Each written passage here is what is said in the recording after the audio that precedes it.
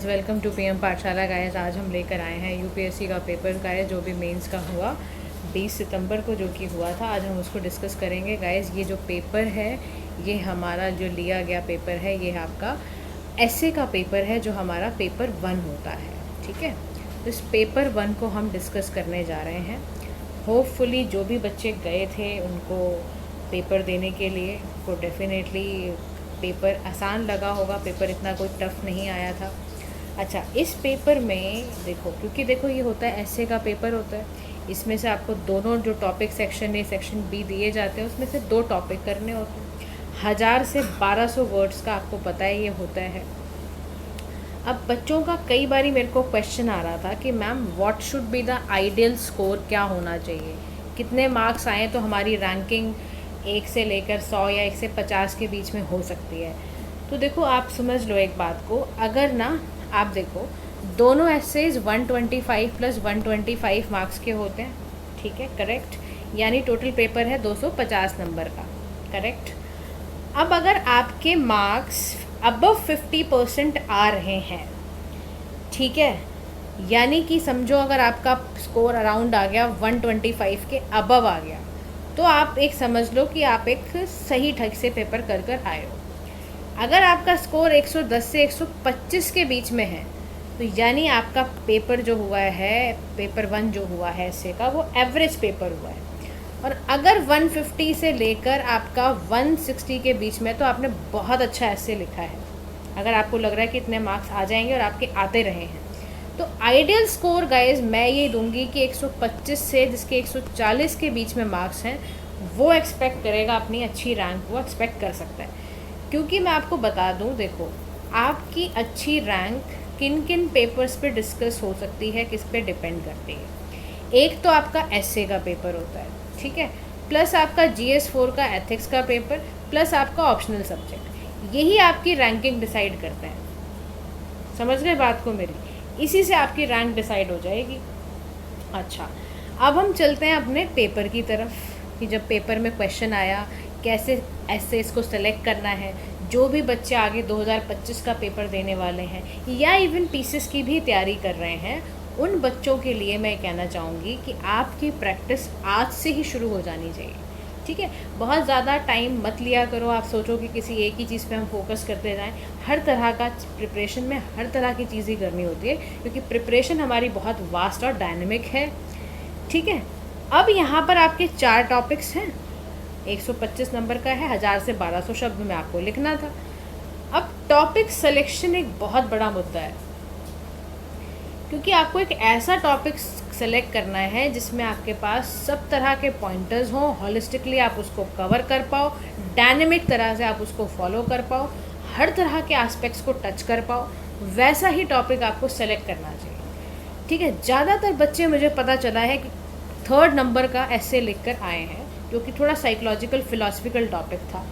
ठीक है, मतलब इसको रोज़ाना की भाषा में बहुत आजकल डिस्कस किया जा रहा है, तो हमारे पास बहुत सारा कंटेंट होता ही है हैप्पीनेस के ऊपर। ठीक है, इसके अलावा और क्या तरीके अपनाने हैं, नीचे भी कुछ टॉपिक 2 के एसेस दिए हुए हैं, कैसे किसी एसे को ऑप्ट करना है। क्योंकि देखो पेपर में आपके पास टाइम नहीं होता ज़्यादा, you have to read twice, 2 बारी पढ़ा। अब आपको तुरंत सेलेक्ट करना है कि भाई ये ऐसे मैं सेलेक्ट कर रहा हूँ और उनके मुझे पॉइंटर्स ढूंढने। तो आज मैं यही बात आपको इस वीडियो के माध्यम से समझाना चाहती हूँ कि कैसे सेलेक्ट करें, हाउ टू अप्रोच ऐसे पेपर। सेकंड, इन टॉपिक्स के ऊपर हम डिस्कस करेंगे आज, इन 8 टॉपिक्स के बारे में डिस्कस करेंगे कि इनके बारे में क्या क्या पॉइंट्स हो सकते थे। तो इसका जो मैं लिंक है, ये जो आपके PDFs की बिल्कुल भी आपको चिंता करने की ज़रूरत नहीं है। दोनों ही PDFs टेलीग्राम का लिंक दे दिया जाएगा, उसके माध्यम से आप ये सब देख पाओगे। तो इस वीडियो में सिर्फ सुनने का काम करो, PDFs तो आपके पास आएंगी क्योंकि। ठीक है, तो let's move to the topic now, जिस पे हमें आज डिस्कस करना है। देखो, सबसे पहले बात, हमारे अंदर यही एक सवाल होता है कि how to approach the paper, होता है ना, क्योंकि यही सबसे बड़ी बात है कि भाई एस्से का पेपर है, कैसे करें, क्या करें। क्योंकि मैंने आपको बताया कि यही आपकी रैंक डिसाइड करने वाले पेपर्स हैं। तो पूरी इंस्ट्रक्शंस को पढ़ने के बाद बिल्कुल ध्यान रखो कि ना जो भी लिखा गया है एस्पिरेंट से, देखो expected to keep their thoughts closely to the subject, और उसको बहुत ही ना हैप्पीजार्ड वे में ना लिख के, बड़ा मैनेज हो के, बड़ा स्मार्टली आंसर लिखना है आपको।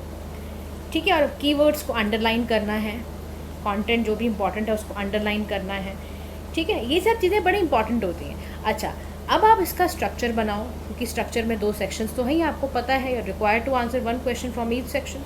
250 नंबर का, ये मैं आपको बता ही सकती हूँ। देखो टॉपिक कहाँ कहाँ से लिए जाते हैं। टॉपिक में मैं इवन आपको बताऊँ, मिक्स टॉपिक ही आते हैं ज़्यादातर, क्योंकि हर एक टॉपिक में आपको करंट अफेयर डालना ही चाहिए।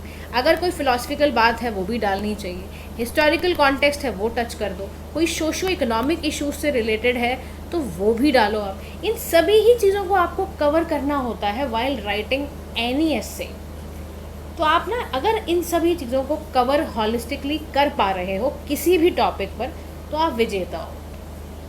तो यही सबसे पहले मैंने यहाँ पर भी की स्ट्रैटेजी बताई है कि कैसे कैसे क्वेश्चन को कैसे केयरफुली रीड करना है। देखो सबसे पहले ना आप ये समझो, कोई भी टॉपिक जब पढ़ रहे हो ना, उसकी एग्जैक्ट रिक्वायरमेंट को समझो कि एग्जैक्ट रिक्वायरमेंट क्या है, उसकी की पॉइंट्स को एड्रेस करो, फिर ब्रेनस्टॉर्मिंग लगाओ, उससे जुड़े हुए जितने आइडियाज़ आर्गुमेंट आ रहे हैं ना उस समय सारे नोट कर लो।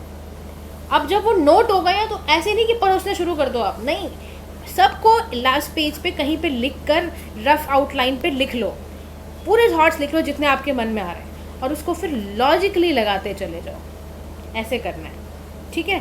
फिर एक क्लियर इंट्रोडक्शन की ज़रूरत है, ताकि देखो इंट्रोडक्शन आपका जितना कैची होगा ना, जितना प्रभावशाली होगा ना, उतना ज़्यादा मन करेगा एग्जामिनर को आपके एसेस को पढ़ने का मन करेगा, ठीक है।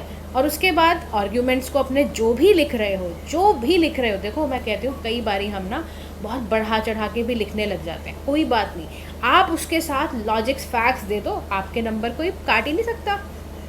एविडेंस लेकिन आपके रियल होने चाहिए, रेलिवेंट होने चाहिए, और स्ट्रॉन्ग कंक्लूजन के साथ छोड़ के जाओ, बिल्कुल क्लैरिटी के साथ, आपकी लैंग्वेज सिंपल, एकदम क्लियर लैंग्वेज, बहुत बड़े बड़े टेक्निकल जार्गन्स, टेक्निकल भाषा का इस्तेमाल मत करो।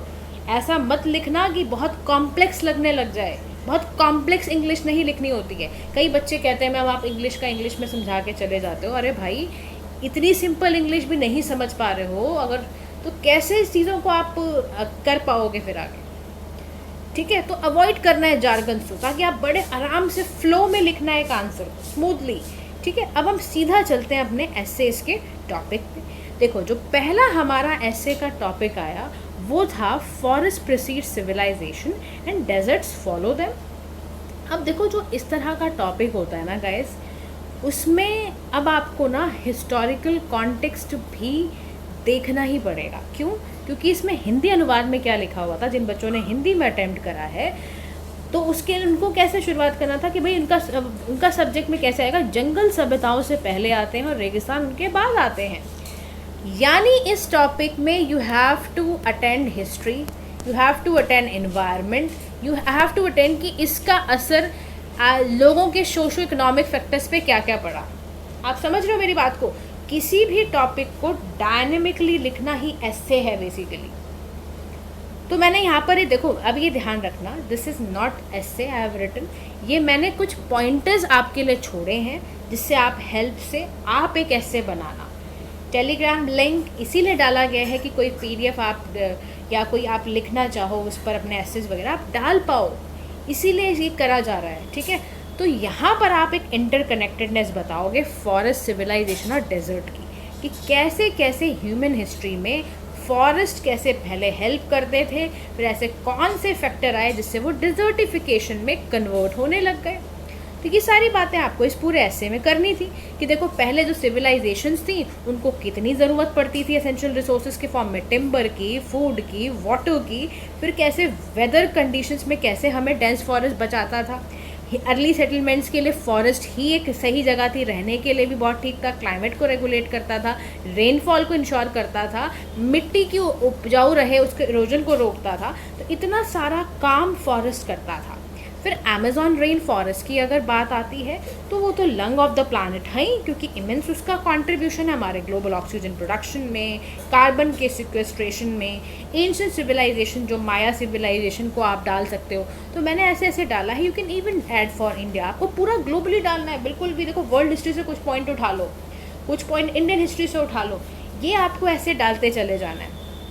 फिर आप बताओगे कि जो फॉरेस्ट एंड सिविलाइजेशन है ये हारमोनियस नहीं है, क्योंकि ह्यूमन एक्टिविटी बीच में आ रही है ना, डिफॉरेस्टेशन हो रहा है, बीच में एग्रीकल्चर कर रहा है, अर्बनाइजेशन हो रहा है, उससे बहुत फॉरेस्ट इकोसिस्टम में बहुत ही डिवास्टेटिंग कॉन्सिक्वेंसेज हैं। उससे आपकी बायोडाइवर्सिटी को समस्या हुई, सॉइल इरोजन, कैसे बैरन और अनप्रोडक्टिव लैंड बनता चला गया।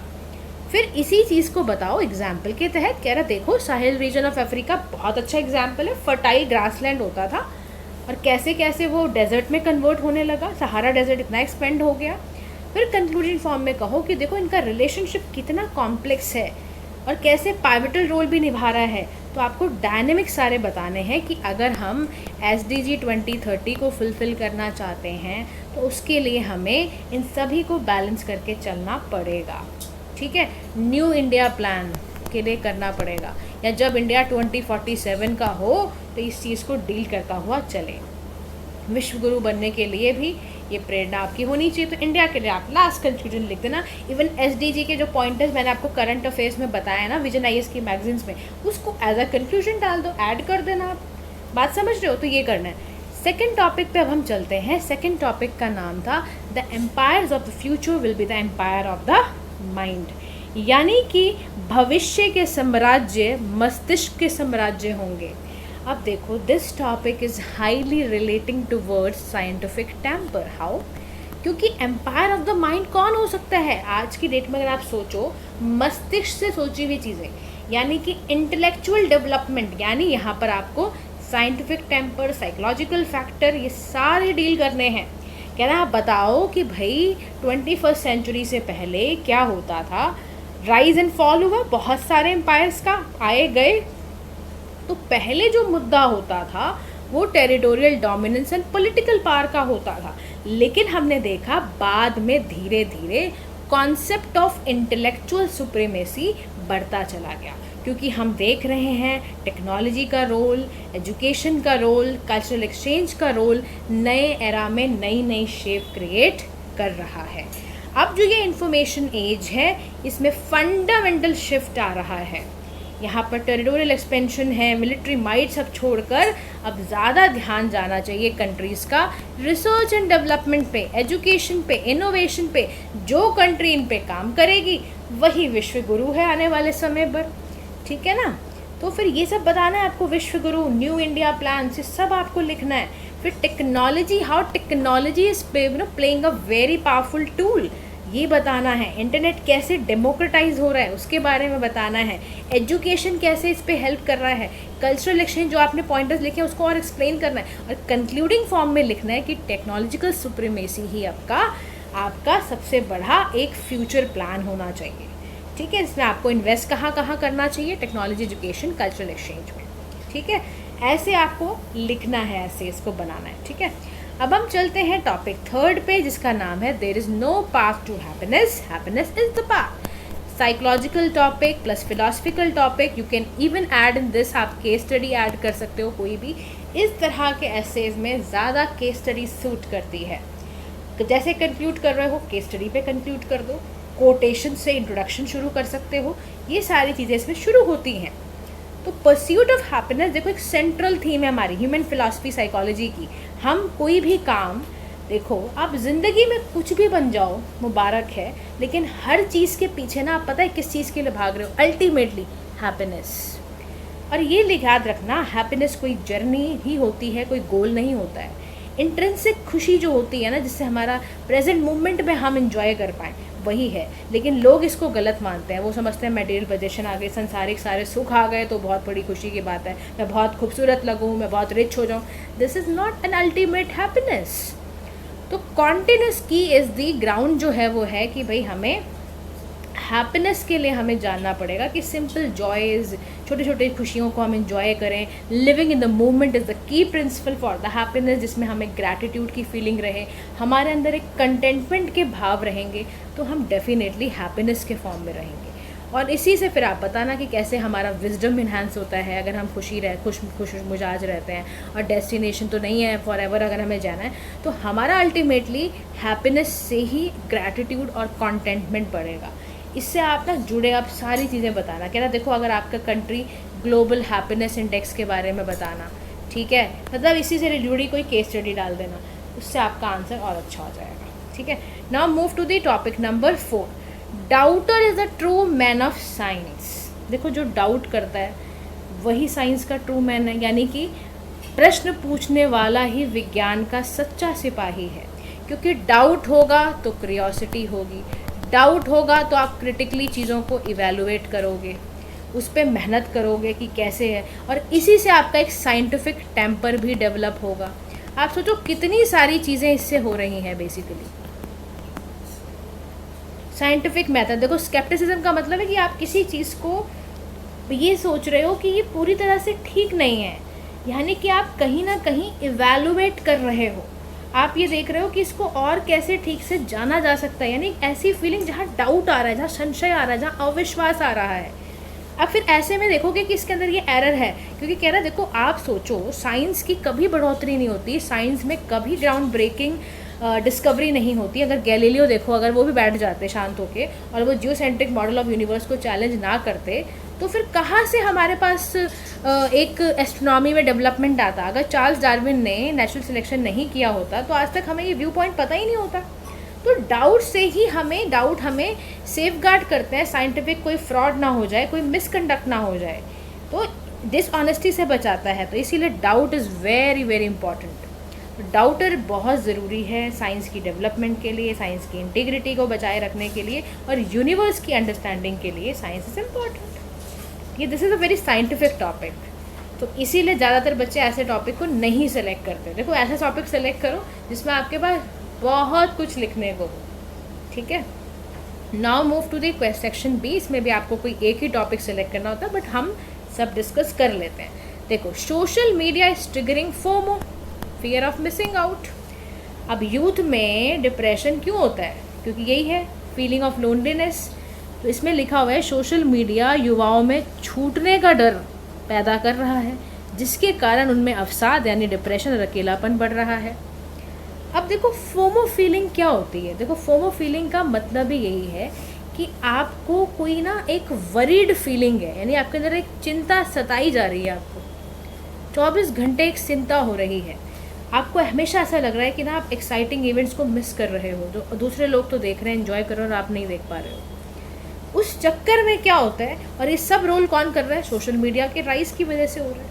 सोशल मीडिया कॉन्स्टेंटली बंदे के दिमाग में ये बना के रखता है कि भाई बहुत पॉजिटिव होने वाला है, बड़ी एक्साइटिंग काम होने वाला है।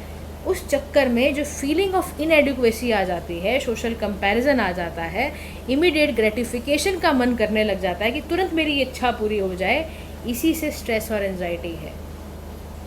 अब आप सोचो, ध्यान सोचो, सोशल मीडिया पे आपने कोई लग्जरी होम देख लिया, ठीक है, आपके पास अभी ऐसा घर नहीं है, you are from middle class family, ठीक है। अब सोचो उस घर को देखने के बाद आपके दिमाग पे कितना असर पड़ा, कैसे पड़ा? दिमाग पर असर ये पड़ा कि अब आपका मन करेगा कि हे भगवान, ये काश मेरे पास ऐसा घर जल्द से जल्द हो जाए। इस चक्कर में अब आपका जो दिमाग है ना, आपको स्ट्रेस देगा, डिप्रेशन देगा, क्योंकि आपका मन करेगा मैं किसी भी तरह से कुछ भी पैसे कमा लूँ और मैं ऐसा घर खरीदूँ। अब आप सोचो इससे क्या आएगा अल्टीमेटली? आइसोलेशन, लोनलीनेस, क्योंकि फिर आप गलत काम करोगे, उसमें आप पिट जाओगे, आपको गिल्ट आएगा, तो बहुत कुछ होना शुरू हो जाएगा। फिर आपकी सेल्फ इस्टीम लो हो जाएगी, आपकी सेल्फ इमेज अपने लिए बड़ी नेगेटिव फील करोगे आप। और इसको दूर करने का ये भी लिखना है, देखो क्या करो उसके लिए आपको ज़रूरी है डिजिटल डिटॉक्स कर दिया करो। मत ज़्यादा इतना तुल जाया करो कि भाई सोशल मीडिया के अलावा जीवन में कुछ नहीं है, ऐसा कुछ नहीं है। सोशल मीडिया के बाहर बहुत खूबसूरत दुनिया है, बल्कि ये सोचना चाहिए आपको। स्क्रीन टाइम लगा दो, सेट कर दो लिमिट, ऐसे कोई कंटेंट मत देखा करो जिससे आपको नेगेटिव चीज़ें आनी शुरू हो जाए। ऑफलाइन हो जाए करो, फ्रेंड्स के साथ घूमो, फैमिली के साथ बातचीत करो। ज़्यादा दिक्कत हो रही है, मेंटल हेल्थ प्रोफेशनल से मिलो, वो आपकी ये फीलिंग्स को दूर करेगा। तो कंक्लूडिंग लाइन में देखो, हम सोशल मीडिया को पूरी तरह ख़त्म नहीं कर सकते हैं, क्योंकि सोशल मीडिया ही हमें कनेक्ट और कम्युनिकेट कर रहा है बहुत सारी जानकारी, लेकिन माइंडफुलनेस प्रैक्टिस हम कर सकते हैं। माइंडफुलनेस के साथ अगर हम कोई भी काम करते हैं तो वो काम सक्सेसफुल होना ही होना है। बात समझ रहे हो? तो इस पर आप आंसर ऐसे लिखना। फिर नेक्स्ट टॉपिक था nearly all man can stand adversity but to test the character give him the power. बड़ा अच्छा टॉपिक है, देखो ये भी, कि लगभग सभी मनुष्य प्रतिकूल परिस्थितियों का सामना कर सकते हैं, लेकिन किसी व्यक्ति के चरित्र के परीक्षण के लिए उसे शक्ति प्रदान करके देखिए। इंसान के ट्रू करेक्टर का पता तभी चलता है जब वो आईएएस अधिकारी बनता है ना, यानी कोई भी पावर आ जाए उसके हाथ में, अगर कोई प्रधानमंत्री बन जाता है, कोई मुख्यमंत्री बन जाता है, तभी पता चलता है उसका ट्रू वो क्या है आदमी। तो ये बड़ी ही ज़बरदस्त स्टेटमेंट थी। अब देखो कैसे पता चलेगा, करप्टिंग इन्फ्लुएंस उसके ऊपर कितना पड़ता है, इससे चेक हो जाएगा कि वो कितना पानी में है, उसको साइकोलॉजिकल क्या असर पड़ता है। क्योंकि देखो अब आप सोचो, एग्जाम्पल के तौर पर एक आपने ना गार्ड को खूब ज़्यादा पार दे दी है, तो वो फटाफट गाली गलौच और अथॉरिटेरियन दिखाने लग जाएगा। एक प्रिजनर है, स्टडी हुई थी स्टैनफोर्ड प्रिजन एक्सपेरिमेंट में, ये सबमिसिव और पैसिव हो जाएगा। इसको फील होगा कि हाय मेरी लाइफ अच्छी नहीं है, ख़राब हो गई है। तो साइकोलॉजिकल फैक्टर होता है। दुनिया आपको सलाम ठोकने लगती है ना, आपका ओहो, फिर तो आपको लगता है कि पैर ज़मीन पे रखने की ज़रूरत ही नहीं है। तो फिर अगर ऐसी भावनाएं क्रिएट हो रही हैं, समझ लो आपका चरित्र कहाँ जाने वाला है। सोसाइटल फैक्टर यानी करप्टिंग नेचर, यानी कि आपका वेल्थ, स्टेटस, प्रेस्टीज, ये सारा जो कल्चर है ना, इससे जो कॉन्सिक्वेंस आ जाएंगे, आपको लगेगा कि छोटे लोगों से बातचीत ही नहीं करनी है। आप बहुत उनको ना अंडर एस्टिमेट करने लग जाओगे। आप समझ जाओ शिकार हो गए हो आप, आपका चरित्र किस तरह का उस समय हो गया है। और देखो आप तो कल के आईएएस अधिकारी हो। अगर आपके अंदर ये भावनाएं आनी शुरू हो जाएं तो याद रखना, ये एसए का टॉपिक यूपीएससी के एसए में आया था आपके कभी, और इससे ट्रू पिक्चर आपकी पता चल जाएगी कि कितने आप एथिकल व्यक्ति हो। अब देखो this topic is about some kind of ethics से जुड़ा हुआ टॉपिक है। यहाँ पर एथिक्स प्रिपेयर है तो this topic is itself prepare for you, ठीक है ना। चलो move to the next topic, जिसमें कह रहा है all ideas having large consequences are very simple, this is kind of personality based. How, let me tell you. इसका देखो हिंदी अनुवाद ये है, व्यापक परिणाम वाले सभी विचार हमेशा साधारण ही होते हैं। देखो जितने भी महापुरुष होते हैं, आप बुद्धा को ले लो, ठीक है, आप महात्मा गांधी जी को ले लो, या और ऐसे दो चार नाम ले लो, उनका देखो पूरा जीवन ही बड़ा सरल रहा, पूरी सिंप्लीफाइड लाइफ रही जीवन भर। लेकिन उसके बावजूद भी उनका जो आज भी हम प्रभाव देखते हैं, आज की जनरेशन भी महात्मा गांधी को जानती है, बुद्धा को जानती है, तो इसका मतलब है उनके जीवन के किरदार इतने सुंदर थे कि वो उसका प्रभाव अभी तक पड़ा रहा। या और भी, I am not saying only the 2 person, I am saying lot of person ऐसे हमें दिखेंगे, जैसे स्वामी विवेकानंद। ऐसे बहुत सारे लोग हैं जिनका जीवन बिल्कुल सिंपल था, सिंपल से सिंपल जीवन वो जी के गए हैं। कबीरदास, ये सभी नाम ऐसे हैं जो बहुत सिंपल ज़िंदगी जी कर गए हैं, लेकिन इनका प्रभाव बहुत है। इसी पर है ये ऐसे non violence resistance popularize by Mahatma Gandhi, को इतना मशहूर कर दिया कि लोग उन्हें जानना पहचानने लग गए।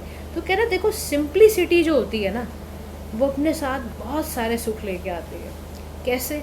अनफॉर्सीन कॉम्प्लिकेशंस दूर हो जाएंगे आपकी एफिशिएंसी, वेस्ट रिडक्शन कम हो जाएगा, आपका हर सेक्टर बड़े अच्छे से काम करेगा, ठीक है ना। आपके सिंपल आइडियाज़ रिजिलियंट हो जाएंगे। आप सिंप्लिसिटी के साथ कोई आपको सुपरफिशियल नहीं लगना, कोई ज़रूरत शोबाजी करने की ज़रूरत नहीं पड़ेगी, शो ऑफ करने की ज़रूरत नहीं पड़ेगी। आप बड़े ही तरीके से अपना काम करके निकल जाओगे। बहुत सारी चीज़ों को आप मोटिवेट करते हुए निकल जाओगे, चीज़ों को बड़ा मीनिंगफुल बना दोगे आप, just because of your simplicity. तो by embracing simplicity we can unlock the doors of potential of our creativity and making a lasting impact on the world. अब आप सोच लो, ये जो नाम मैंने आपके सामने रखे, ऐसे और भी नाम की पर्सनैलिटी उठा लो आज और इनके बारे में पढ़ो और देखो कोटेशन जो आपको दी गई है यहाँ पर, उस कोट से उनकी पर्सनैलिटी को जज कर लेना, फिर आप बताना मैंने कितनी सही बात आपको बताई है, ठीक है। Now move to the topic number 4, जिसमें हम बात कर रहे हैं cost of being wrong is less than the cost of doing nothing. यानी कि गलत होने की कीमत कुछ ना करने की कीमत से कम है। आपने कुछ चीज़ इनिशिएट करवाया और वो गलत हो गई, ठीक है, लेकिन उसकी कीमत फिर भी आपकी कुछ लगाई जाएगी। लेकिन आपने कुछ भी नहीं किया, आप बड़े ही इनडिसाइसिव जीवन भर रहे, तो फिर आपने जीवन ही पूरा हार गए आप, ठीक है। देखो अनसर्टेनिटी लाइफ का पार्ट है, रिस्क जीवन का एक पार्ट है, स्टेगनेशन, इनएक्शन बहुत गलत चीज़ है। लेकिन कहते हैं ना कि रुका हुआ पानी बेकार होता है, पानी वही जो फ्लो में रहता है, और जीवन में भी ऐसे ही रहना होता है। किसी सिचुएशन को देख के रुक नहीं जाना होता, फ्लो में बहना है जीवन में पूरी तरह से। तो यही एक कंपेलिंग रीज़न है for this perspective in the nature of risk itself. Risk रहेंगे, जीवन भर रहेंगे। एक एंटरप्रेन्योरशिप जब नया बिजनेस करता है ना शुरू, तो रिवॉर्ड के साथ रिस्क भी है, सिक्योरिटी के है, तो कहीं ना कहीं अपॉर्चुनिटी है, स्टेगनेंसी है, सब कुछ है। उसमें आपके क्या जीवन में रहता है, आप कैसे उस पर चलते हो। बहुत सारे फाइनेंशियल लॉसेस भी देखने पड़ सकते हैं, डेडलाइंस मिस होएंगी, बहुत कुछ होगा, लेकिन फिर भी चलना है आपको, फ्लो में बहना है। यानी फिर भी cost of doing wrong is less than the cost of doing nothing. यानी रिस्क तो रहेगा, अपॉर्चुनिटीज़ बनाना है आपको रिस्क को। ग्रेट सक्सेस के लिए इनोवेशन फुलफिलमेंट के काम करने हैं। कोई भी अपॉर्चुनिटी हेजिटेशन के कारण मिस नहीं करनी है। हर तरह से अपने कंफर्ट जोन से ऊपर उठते हुए जाना है, ताकि हम हर एक चैलेंज अनसर्टेनिटीज़ को आगे से फेस करते चले जाएं। ठीक है, तो guys this is all about your essay writing. तो आपको यही काम करना है एसे राइटिंग के लिए, जो मैंने आपको वीडियो में आज बताया। दोनों पीडीएफ्स मैं आपसे शेयर करने वाली हूँ, डोंट बॉदर अबाउट इट। ठीक है, तो आप बस चैनल पे रहिए, और कल हमारा यूपीएससी का नेक्स्ट पेपर आएगा, उसको हम डिस्कस करेंगे। Thank you so much for listening. Do like, share and subscribe to PM Pathshala. Have a nice day to all.